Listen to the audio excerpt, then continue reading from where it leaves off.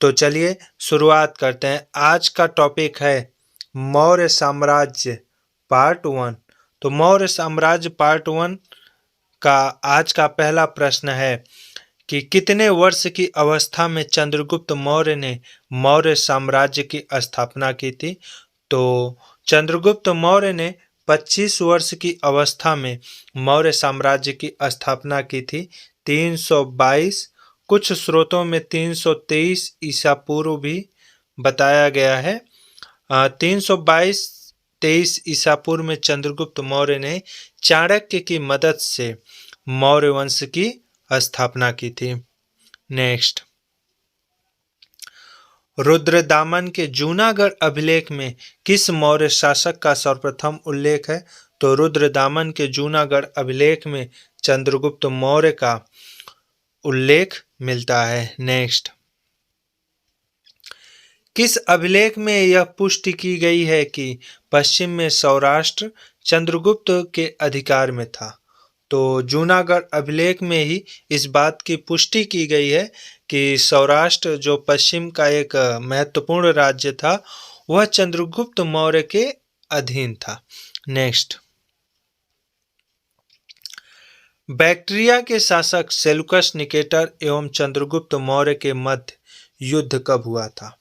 तो बैक्ट्रिया के शासक सेल्यूकस निकेटर एवं चंद्रगुप्त मौर्य के मध्य युद्ध 305 ईसा पूर्व में हुआ था। इस युद्ध के संबंध में यूनानी और रोमन इतिहासकारों ने विस्तृत ब्यौरा प्रस्तुत नहीं करते। एपियानस के अनुसार दोनों में संधि हो गई और वैवाहिक संबंध स्थापित हो गए। और इसी संबंध में स्ट्रैबो भी कहता है कि सेल्यूकस ने एरियाना के प्रदेश चंद्रगुप्त को विवाह के संबंध के फलस्वरूप दिया था। और तो इस तरह से संधि हो गई थी। प्लूटार्क के अनुसार प्लूटार्क ने भी कहा था कि चंद्रगुप्त ने सेल्यूकस को 500 हाथी उपहार में दिए थे। संभवतः इस संधि के परिणाम स्वरूप ही हिंदू कुश मौर्य साम्राज्य और सेल्यूकस राज्य के बीच की सीमा बन गई थी। तो और इसी संधि के अनुसार सेल्यूकस निकेटर ने अपनी पुत्री हेलेना का विवाह चंद्रगुप्त मौर्य के साथ कर दिया था। तो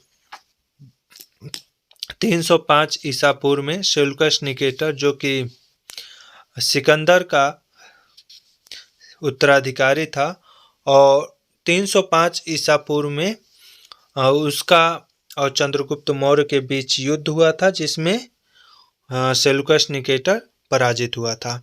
नेक्स्ट, यूनानी राजदूत मेगास्थनीज चंद्रगुप्त मौर्य के शासनकाल में कब से कब तक रहा।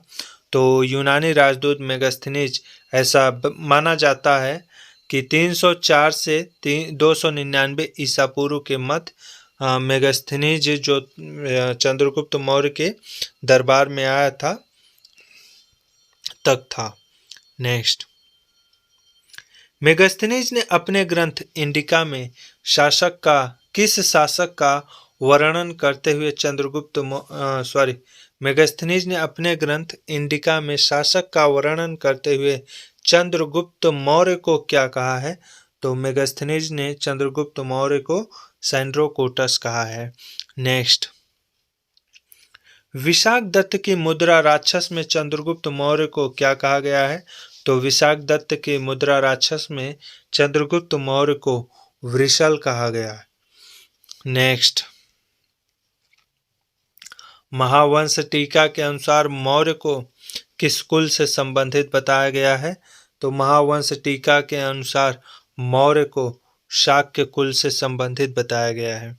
नेक्स्ट, किस जैन धर्म गुरु से चंद्रगुप्त मौर्य ने जैन धर्म की दीक्षा ली थी। तो वह जैन धर्म गुरु भद्रबाहु थे जिनसे चंद्रगुप्त मौर्य ने जैन धर्म की दीक्षा ली थी। और भद्रबाहु के साथ ही चंद्रगुप्त मौर्य जब पाटलिपुत्र में भीषण अकाल पड़ा था, तो इनके साथ ही श्रवण बेलगोला चले गए थे, जो कि कर्नाटक का एक प्रमुख जैन तीर्थ स्थल है। और वहीं पर संलेखना विधि द्वारा चंद्रगुप्त मौर्य ने अपने शरीर का त्याग कर दिया था। नेक्स्ट, किस विद्वान को भारत का मैकियावेली कहा जाता है? तो चाणक्य को भारत का मैकियावेली कहा जाता है। नेक्स्ट, कौटिल्य द्वारा रचित अर्थशास्त्र में कितने अधिकरण दिए गए हैं? तो कौटिल्य द्वारा रचित अर्थशास्त्र में 15 अधिकरण दिए गए हैं। नेक्स्ट, यूनानी लेखों के अनुसार बिंदुसार को किस नाम से पुकारा गया है? तो यूनानी लेखों के अनुसार बिंदुसार को अमित्र केटेक नाम से पुकारा गया है। नेक्स्ट, बिंदुसार के दरबार में 500 सदस्यों वाली एक परिषद थी। इस परिषद में प्रधान को क्या कहते थे? तो इस परिषद में जो 500 सदस्यों वाली एक परिषद थी, इस परिषद के प्रधान को खल्लाटिक कहा जाता था। नेक्स्ट, सेल्यूकस के उत्तराधिकारी एंटियोकस प्रथम ने किसे अपना राजदूत बनाकर बिंदुसार के दरबार में भेजा था? तो बिंदुसार के दरबार में डायमेकस नामक राजदूत था, डायमेकस, जो कि बिंदुसार के दरबार में आया था। नेक्स्ट, महावंश टीका के अनुसार बिंदुसार ने कितने वर्ष शासन किया था? तो महावंश टीका के अनुसार बिंदुसार ने 27 वर्ष शासन किया था। बिंदुसार का शासनकाल 298 से 271 ईसा पूर्व था। नेक्स्ट, सम्राट अशोक के कौन से अभिलेख में उसके जीवित भाइयों के परिवार का उल्लेख मिलता है? तो वह अभिलेख है पांचवी अभिलेख में। नेक्स्ट, अशोक का राज्याभिषेक कब हुआ था? अशोक का राज्याभिषेक 269 ईसा पूर्व में हुआ था, जबकि अशोक राज्य गद्दी पर 271 ईसा पूर्व में ही बैठ गया था। परंतु 3 वर्षों तक गृह युद्ध हुआ लगभग, और उसके बाद अशोक का राज्याभिषेक 269 ईसा पूर्व में हुआ। नेक्स्ट, मौर्य सम्राट अशोक ने अपने राज्याभिषेक में कितने वर्ष बाद कलिंग पर आक्रमण किया था? तो मौर्य सम्राट अशोक ने अपने राज्याभिषेक के 8वें वर्ष कलिंग पर आक्रमण किया था। कलिंग पर आक्रमण 261 ईसा पूर्व में अशोक ने किया था, और कलिंग के युद्ध के पश्चात ही अशोक का हृदय परिवर्तन हुआ और उन्होंने इस युद्ध के बाद युद्ध की नीति को सदा सदा के लिए छोड़ दिया था। तो 261 ईसा पूर्व में अशोक और पद्मनाभन के बीच कलिंग का युद्ध हुआ था, और इस युद्ध में अशोक ने वीरता और अपने आक्रामक रवैया से इस युद्ध को जीत लिया था। और उसके बाद उन्होंने उपगुप्त के प्रभाव में आने के पश्चात युद्ध नीति को सदा सदा के लिए छोड़ दिया था। नेक्स्ट, अशोक अपने शासन के कौन से वर्ष में सर्वप्रथम बोध गया था? तो अशोक अपने शासन के कौन से वर्ष में सर्वप्रथम बोध गया था? तो 10वें वर्ष में, अर्थात 259 ईसा पूर्व। नेक्स्ट, अशोक बौद्ध धर्म ग्रहण करने से पूर्व किस धर्म का मतावलंबी था? तो अशोक ने जब तक बौद्ध धर्म ग्रहण नहीं किया था, वह शैव धर्म का अनुयायी था। नेक्स्ट, दिव्यावदान ग्रंथ में अशोक को बौद्ध धर्म में दीक्षित करने का श्रेय किस बौद्ध आचार्य को दिया जाता है? तो वह बौद्ध आचार्य उपगुप्त थे। नेक्स्ट, मौर्य सम्राट अशोक ने मास्की अभिलेख में स्वयं को क्या कहा है? तो मौर्य सम्राट अशोक ने मास्की अभिलेख में स्वयं को बुद्ध शाक्य कहा है। नेक्स्ट,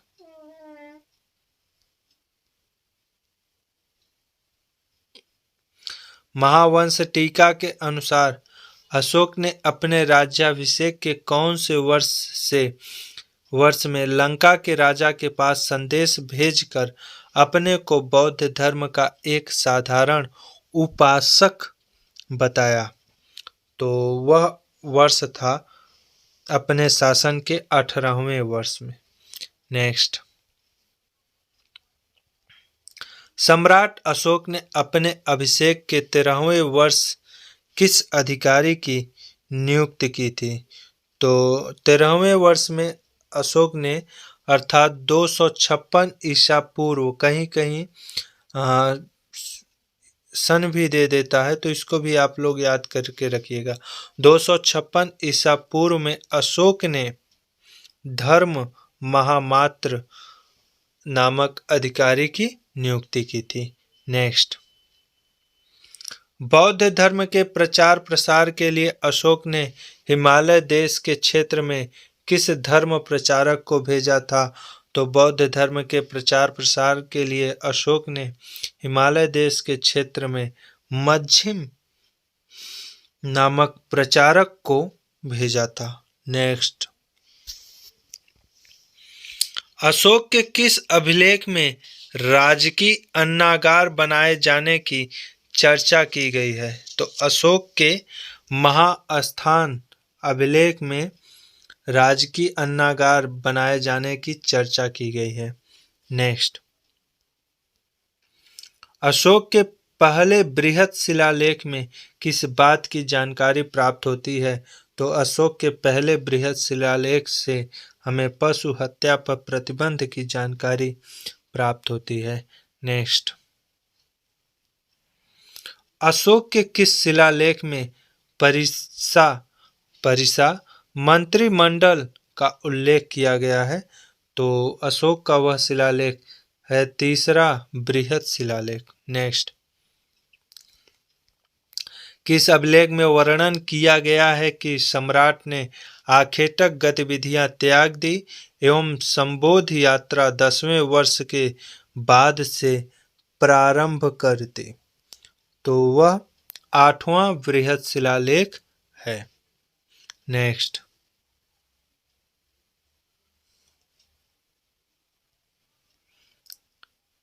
निम्नलिखित में से अशोक के किस अभिलेख में 5 एवन शासकों का उल्लेख मिलता है? तो 5 एवन शासकों का उल्लेख हमें 13वां शिलालेख से मिलता है। नेक्स्ट,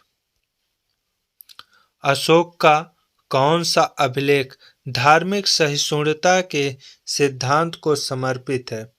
तो 12 शिलालेख अशोक के धार्मिक सहिष्णुता के सिद्धांत को बतलाता है, उसका उल्लेख करता है। नेक्स्ट, मौर्यकालीन सेना प्रशासन में आटविक सेना किस प्रकार की सेना होती थी? आटविक सेना वन्य जाति से बनी सेना होती थी। नेक्स्ट, अशोक का समकालीन शासक अलेक्समुंदर किस देश का शासक था? तो अलेक्समुंदर एपिरस कोरिंथ का शासक था। नेक्स्ट, अशोक के किस स्तंभलेख में इसके द्वारा किए गए जन कल्याणों के सारे कार्यों का वर्णन है?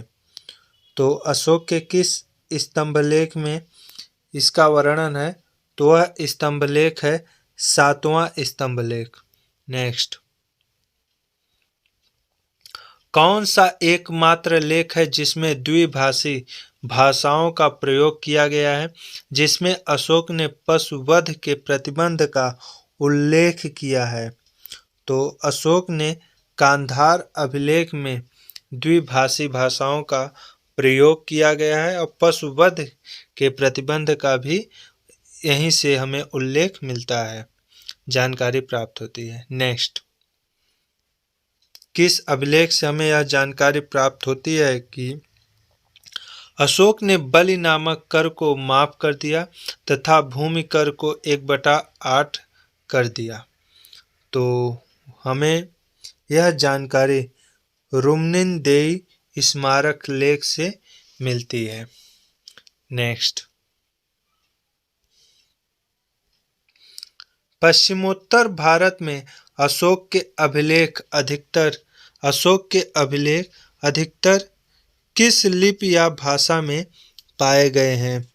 तो पश्चिमोत्तर भारत में अशोक की अभिलेख अधिकतर किस लिपि या भाषा में पाए गए हैं? तो वह लिपि है खरोष्ठी लिपि। नेक्स्ट, ब्राह्मी लिपि में अक्षरों का ध्वनि संबंधी विभाजन किसके आधार पर हुआ है? तो ध्वनि संबंधी विभाजन उच्चारण के आधार पर हुआ है। नेक्स्ट, मौर्य साम्राज्य को सुचारू रूप से चलाने के लिए कौटिल्य ने राज्य के लिए सिद्धांत का प्रतिपादन किया था। तो मौर्य साम्राज्य को सुचारू रूप से चलाने के लिए कौटिल्य ने सप्तांग सिद्धांत का प्रतिपादन किया था। नेक्स्ट, शासन की सुविधा के लिए चंद्रगुप्त मौर्य ने अपने विशाल साम्राज्य को 4 भागों में विभाजित किया। अशोक के समय साम्राज्य को कितने भागों में विभाजित किया गया था? तो अशोक के समय साम्राज्य का विस्तार बढ़ गया था और अशोक ने 5 भागों में अपने साम्राज्य को विभाजित किया था। नेक्स्ट, अर्थशास्त्र में उल्लेखित प्रदेष्टा नामक अधिकारी किसका प्रधान होता था? तो प्रदेष्टा नामक अधिकारी मंडल का प्रधान होता था। नेक्स्ट, मौर्य साम्राज्य के स्थानीय प्रशासन में जनपद कितने गांवों का समूह होता था? तो जनपद 1600 गांवों का समूह होता था। यहाँ मिस प्रिंट की वजह से 800 हो गया है, जबकि यहाँ पर होना चाहिए 1600। 1600 गांवों का समूह था। नेक्स्ट, इसको आप लोग नोट कर लीजिएगा।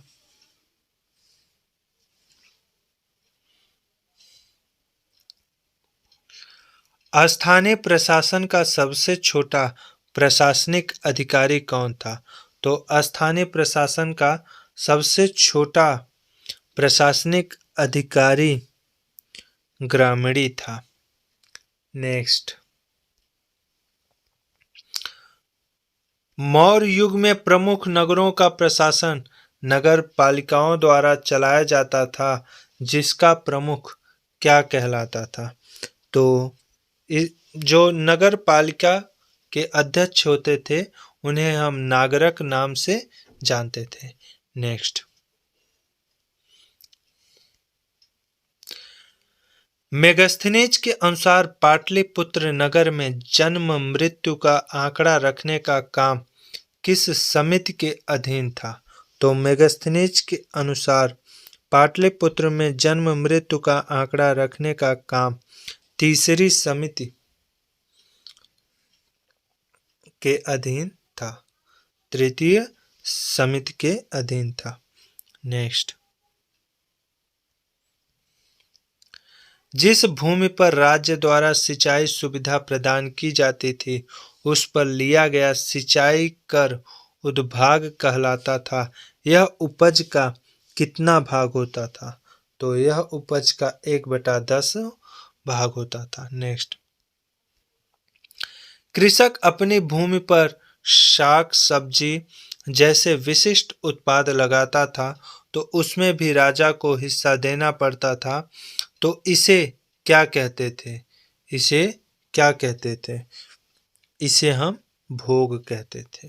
नेक्स्ट, मौर्य साम्राज्य में लावारिस भूमि पर खेती से प्राप्त आय को क्या कहा जाता था? तो मौर्य साम्राज्य में लावारिस भूमि पर खेती से प्राप्त आय को प्रकीर्णक कहा जाता था। नेक्स्ट, मौर्यकालीन न्याय प्रशासन व्यवस्था में न्यायालय मुख्यतः कितने प्रकार के होते थे? तो न्यायालय मुख्यतः 2 प्रकार के होते थे। नेक्स्ट,